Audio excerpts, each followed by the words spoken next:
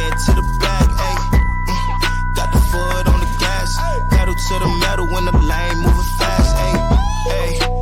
Let them all cross. If they hate, then let them hate and make a bigger boss, ayy.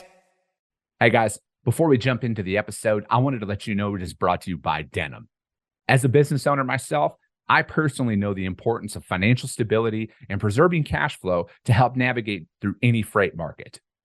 With Denim's comprehensive service offering, you now have an all-in-one financial partner whose platform includes factoring, payments, freight audit, document collection management, and analytics, which help keep your business financially healthy and increase your team's time to focus on revenue-producing activities. You can also take advantage of Denim's free credit check, which they perform on all of your customers. And Denim will proactively reach out to you if they spot any signs of credit deterioration. Finally, Denim always pays your carriers first. As a broker, this is imperative to preserving your credit score in the market, which ultimately helps you become a broker of choice to your carrier partners. Are you ready to learn more? Visit denim.com to schedule a demo today. Just do me a favor and let them know that the Freight Coach sent you. This episode is brought to you by SPI Logistics, the premier freight agent logistics firm in North America. For over 40 years, SPI has been diligently building the most successful freight agent network to provide first-class relationships for our shippers, receivers, and carrier partners. We are more than another transportation network. We are a dedicated team of professionals united by one singular purpose, and that is to expedite our agents' success.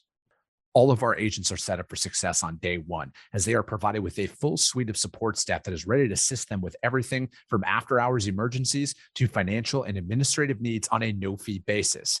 This way, you can focus on continuing to grow your business.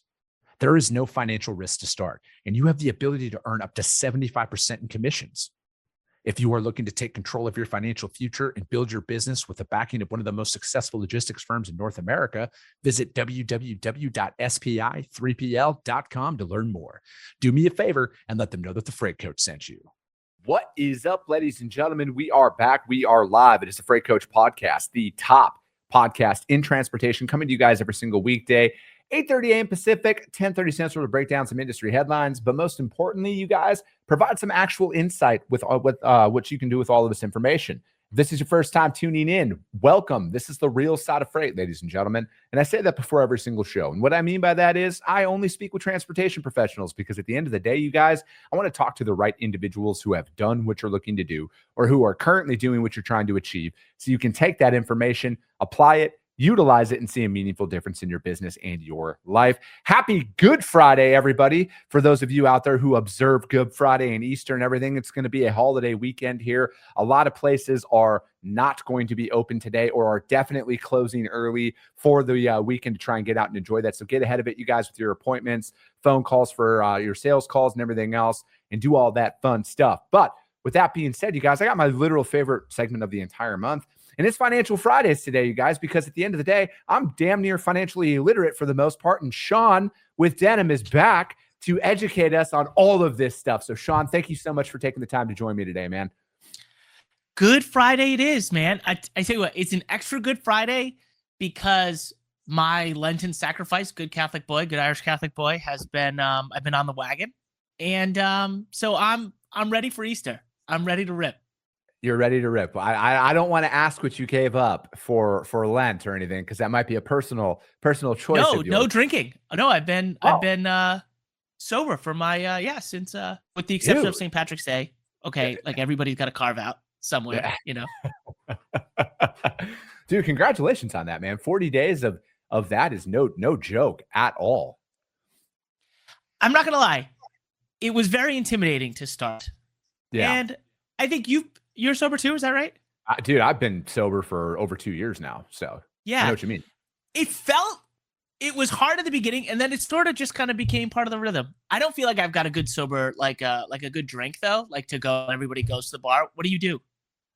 What do I do when I go to the bar? Yeah, I mean, I don't really go to the bar, but you know, like when I was at the TIA last week, man, I just walk like a soda water and lime. I'll do that. Yeah, I gotta get one of those. Dude, or I just walk around with a bottle of water. You know, like I guess it's like, Sean, I'm kind of to the point where it's like, dude, I'm almost 40. Like nobody's going to give me shit for not having a drink in my hand. You know, like that's a myth that I think you convince yourself of when you're in your early 20s. and stuff like that. Right. But man, I just reached a give a fuck point of that is so low of other people's opinions of me, where it's like, if you think that you're going to derail anything that I've done because you want to call me, like, dude, go fucking talk to a wall. You'll get a response way faster than out of me. I was gonna say something like, I don't know, man. Have you seen what an IPA does to my stomach? Like, you're welcome, basically. Sean, I like abs. All right. I like having abs. My wife likes me having abs, and alcohol in me never had abs. All right. So I'm just going to put that out there. Yeah. That, yeah, hard to disagree with that. That's for sure. So, dude, what's been going on out there, man? You know, I think a good thing for us to really, you know, and we had kind of came to this agreement on this topic, especially with everything that's coming out. I mean, there's never a shortage of technology coming into the transportation space out there, but you know, the viability and the functionality of a lot of what's out there, some marketing makes it sound like it's the end all be all. And then when you get behind and you actually see the infrastructure and the nuts and bolts of it, they're not even like integratable with anything, right? Like having a fully active API is vastly different than it's on our roadmap. You know what I mean? Yeah. And so if this is now we've been doing Financial Fridays for a long time, as everyone knows, because I've said this on previous Financial Fridays. I am not a financial planner or anything. I am not. This though is my wheelhouse. This is what I actually do every day as a product guy at Denim. So I am like super passionate about helping people on this stuff. And what I would say to people maybe to start on like just like what are integrations, like how can they work for you in your business? It's a super important part of your back office for one, your overhead structure as like a manager or like a leader. And then it's really important for your front line to be able to spend as much time as possible being able to spend time with clients and customers and carriers and kind of everything in between. And so that's like the sort of business driver for all this is like obvious reduction in data entry, obvious reduction in errors and omissions and I forgot or, you know, whatever. But the other thing too is it makes you feel more confident. It just makes you feel like you got your shit together, right? It's like, oh, I just clicked this, I clicked that, the stuff all populates. I don't have like staring down the barrel. I'm sure everybody did this, you know, tax season. In case you haven't filed your taxes, everybody get it together, get an extension in there. You know, you're like staring down the barrel of like a full Saturday of just like assembling all your paperwork for taxes. And you're like, this is gonna suck. Like if you have integrations in your back office, if things are moving to and from your TMS appropriately, like not staring down the barrel of like 50 data entry tasks on a Saturday to be able to get your capital you need. Dude, straight up, man. What's the difference, you know, a term that I've heard out there here recently? What's the difference between a one-way and a two-way integration? What does that even mean? Yeah, this is, I think an important part of integrations is like, what is your source of truth? Like, what's the one thing that you're going to believe all the time? And just like have that in your mind. Like your system of record, people call it too, like whatever kind of term you use, you got to have something that you really believe in and then use that in your brain as like a hub and spoke to the other tools that you use, right? So like if your TMS is your source of truth, you are going to push things to your QuickBooks, you are going to push things to your factoring company, you're going to push things to whatever, right? And as things get updated in whatever system that is, so like you work with Denim, great, nice to have you. We're running collections for you. We're sending payments for you. We're doing collections for you.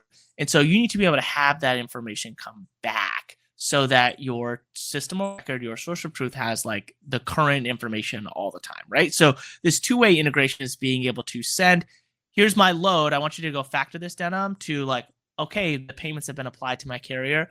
Okay, the payments have been received to my customer. I can kind of close this load out on my aging. So it's the ability to be able to take like the full round trip, as you like to say, to be able to make sure that works. Now, for some systems like QuickBooks, who's just like a receiver of information, that round trip might be just like an acknowledgement, posted, applied, received, success, you know, whatever. And it just gives you that sense of like security and comfort knowing that, you know, what your thing worked, right? And so you don't have to be worried about whether or not it's, you know, whether or not the information you're getting is being applied correctly. Yeah. One more thing I'll tell you. Yeah. So as you talk about one way and two way, this is like the data direction. There are other kind of parts of how data moves. And so if you're a broker out there and you're evaluating freight tech, or you're a carrier and you're evaluating freight tech, your integration type is really important. So whether it's like batched, where they do it in a group, like every hour we'll take everything and shoot it over, or whether it's real time or near real time, where things are just being pinged all the time, bing, bing, bing, bing. So that way you can sort of have a sense for whether or not my system of record is always up to date, or whether I need to go to another tab and see who's got like the latest info. So like as you figure out whether something is one way or two way, I think you should also have a similar kind of mental model for what is real time and what is constantly updating versus what's updated once a day. Everybody knows you go to your bank account, right? They're clearing and posting transactions like every few hours. So just like have a sense of like what I'm waiting for versus like what's real time and up to date versus like what system you're in, and make sure that your integrations basically reflect, whatever it works for you and works for your business. You know what's funny about, I'm just going to rip on banks here for a second, how when it's like right around the time of your closing for your credit card, how like normally it takes like 48 to 72 hours to clear transactions and have them post. But ironically, anything you charge the day of your statement closing gets closed and processed. Hey, they're able to sneak that right in, aren't they? It's weird how that works, Otherwise, it takes 3 or 4 days. But nonetheless, you guys, we're not here to talk about all of that. And frankly, I don't have enough money in the bank for them to even fucking care about my opinion. So, here we are. But, when you're talking about batch versus real time there, how are you guys personally doing that stuff, Sean? And, because it's like, for me, I'm like, kind of psychotic about my money, as most small business owners are. I want to see where my cash flows at, and especially when it comes down to, because my payments are kind of spread throughout the month, right? Like it's usually the first, middle, first, 15th and 30th is probably the easiest way to describe it out there. But, I want to see my real-time finances and stuff. So kind of how do you guys attack that, especially for like the larger volume companies that are out there? Yeah, we are maniacal about this, honestly. And I'm sure that doesn't surprise you at all. So like at Denim, we maintain like some like over 20 different integration versions or patterns or whatever, so that we can get as much data as we can as quickly as possible and apply it and use it as quickly as possible. When it comes to how our money moves and how our money is applied, we were on the show talking about the integrated ledger a couple of months ago. And like we do that once a day. We make our batch transactions and we apply them to our own books once a day. When it comes to how jobs get into Denim and how payments get processed, we're the we're the Twitter pipe, right? Like we're taking in as much as we can, as quickly as we can, from as many places as we can. And we do that because nobody in trucking is like waiting once a day for anything. Like we need to be able to apply that information as quickly as possible for people, right? Like we had like a login glitch that like people can log in for like an hour and a half, and we got like 17 emails like, hey, something wrong? Like, yeah, we're working on it. Like we pushed some code we weren't supposed to. Everything's fine. Give us like another 45 minutes and we'll be in good shape. But like we know how fast freight moves. And I would say to people out there, know which vendors will move at your pace and which won't. I think we all know that like our banks are not moving at the pace that we want to move at. And so just make sure that expectations are aligned there.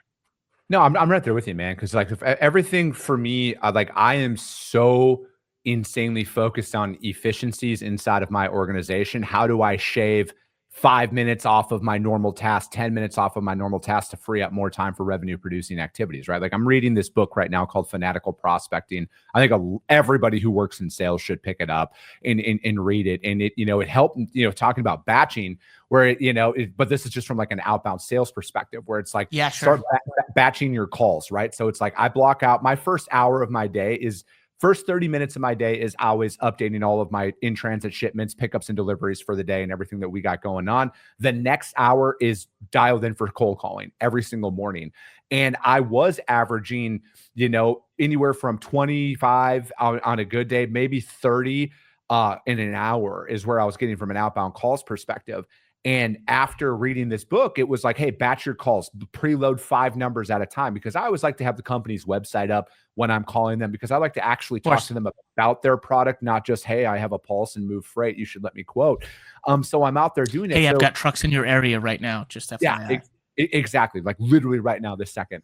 But I started doing that. And then in the book, it said, hey, batch your numbers up and then preload 5 at a time. So I started doing that, and dude, it literally shaved no less than 10 minutes off of there to where I can now increase my output. Because at the end of the day, you guys, not everybody's answering the phone. It's actually very rare to get people to pick up the phone from an unknown number, but it does happen. But again, like I hit 55 calls a day every single day, no matter what. And now batching these calls and doing that, boom, it just shaved more time off. So now I'm going to run this for 30 days. And then after that 30 days, I might be able to increase my call volume in a day where I can start increasing my numbers and, again, still working the exact same amount of time in a day. So it's like, for me, these are these inefficiencies that I am trying to uncover. Have you guys ever seen that though, in these integrations where, it's actually caused more work because it was not what you guys thought it was going to be? We did an integration with our bank, and we went from a file-based integration to a API batching. And so that actually has been really good for us.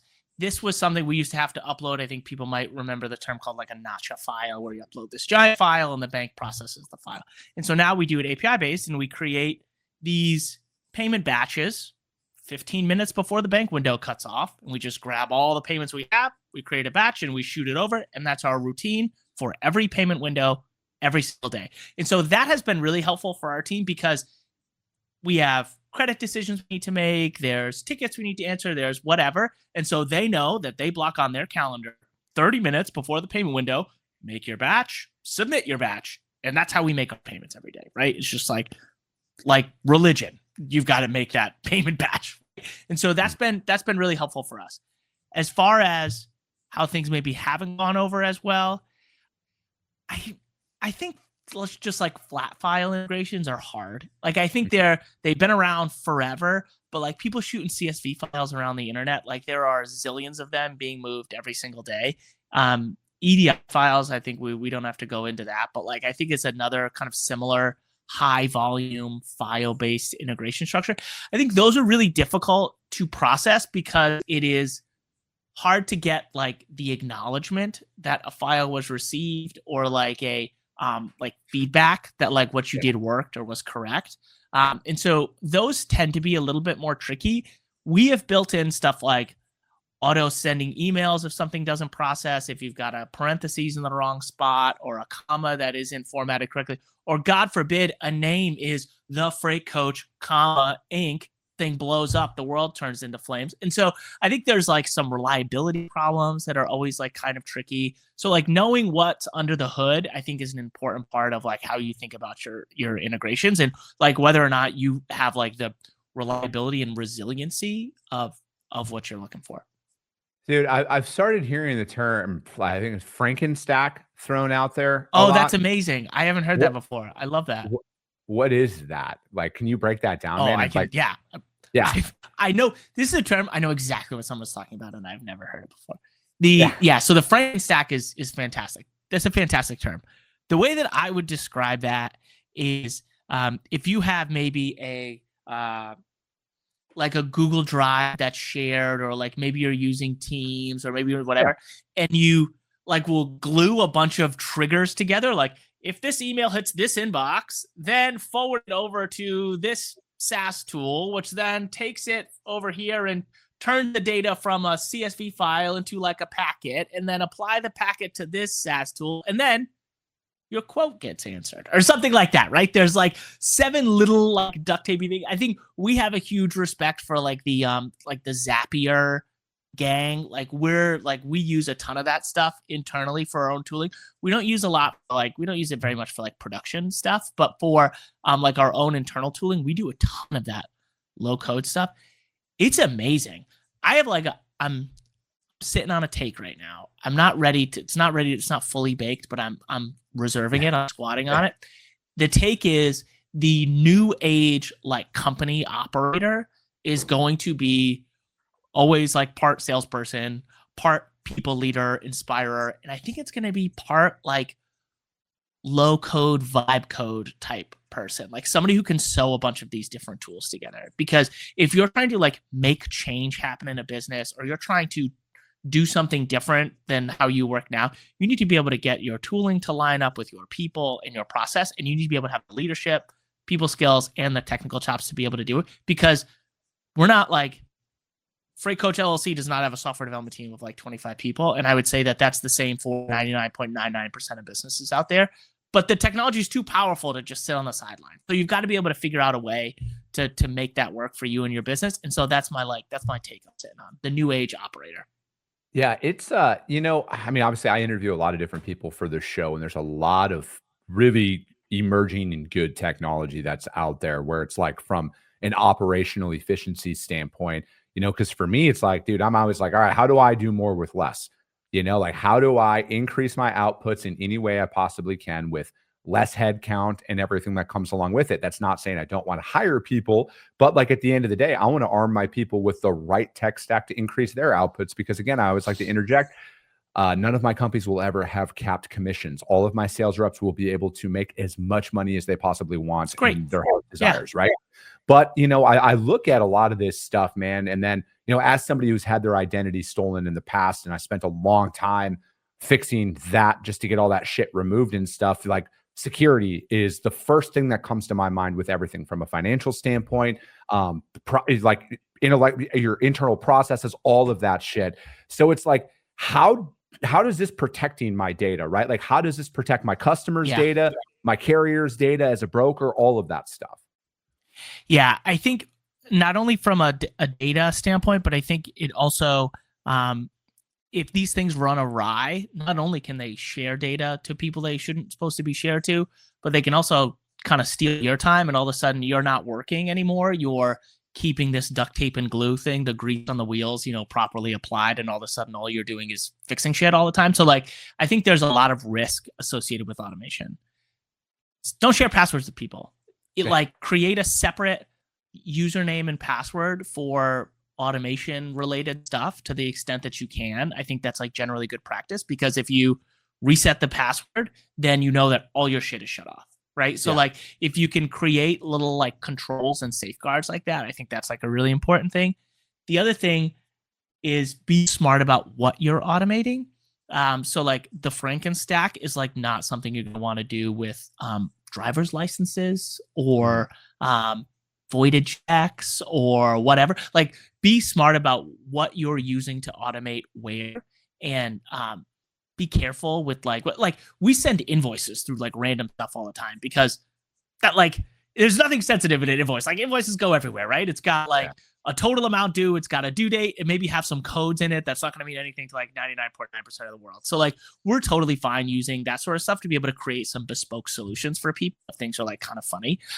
But I'm not, you know, accepting your banking information without connecting to Plaid or without uploading a voided check to one of our secured kind of image storage. So like I would say be smart about what you're doing, what you're automating. A couple of our clients have come to us and they're like, hey, we don't feel comfortable sending this through here. Can we send it through this particular mechanism instead? And we're like, absolutely. Like we would do this all the time if people used it. Like a lot of these tools I think is hard to navigate, but once you set up the infrastructure, it's all point and click, you know? How are you guys like attacking from a cyber perspective here, right? Because it's like I feel like, you know, the deep fakes with the rise in AI voices and the accuracy and everything coming with it, man, it's only going to increase the exposure and the risk for financial crimes to increase and everything else. How are you guys really attacking that to ensure that, like, hey man, I mean, dude, you put a deep fake video of me out at one point where people thought it was, you know, you throw on an orange polo with a backwards hat, man. It's amazing what could happen out there. Identity theft happens to millions of Americans every year. It's not funny, Jim. You know, like